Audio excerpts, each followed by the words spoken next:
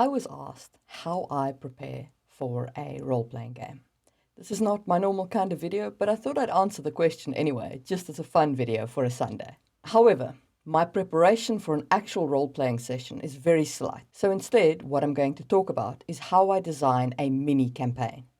I start by picking the core concept of what the mini campaign is about. So in this case, fairies in Windhaven are going missing.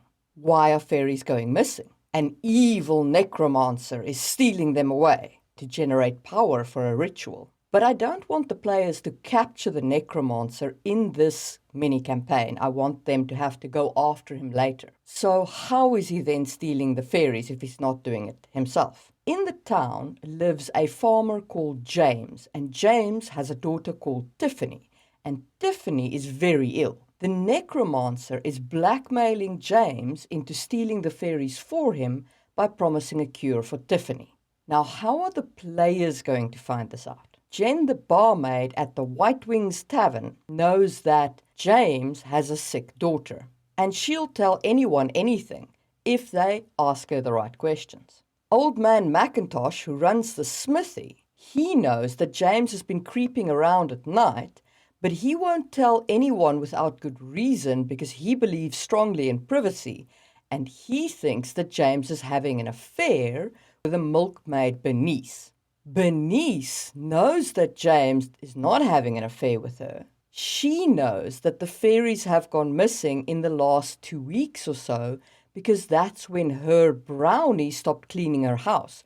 But she can't tell anyone that her brownie went missing because then her brownies would stop cleaning her house permanently. Because if you talk about brownies cleaning your house, they never come back. And so on and so forth. So I populate my town with people who know different pieces of information. Then I introduce my players and I see where the game goes. Because this is collaborative storytelling. I'm not telling a story. I'm setting a scene and we around the table tell the story. How I then prepare for an individual session is I make sure I have a bunch of random names on hand in case people talk to things that I don't expect them to talk to. I make sure I have a few random monster stats on hand in case my players get into a situation where there's suddenly combat. I make sure I know what my NPCs are doing and I know what my villain is doing, and then I just take the game as it comes. And that is how I plan for a mini campaign and how I prep for a role-playing session.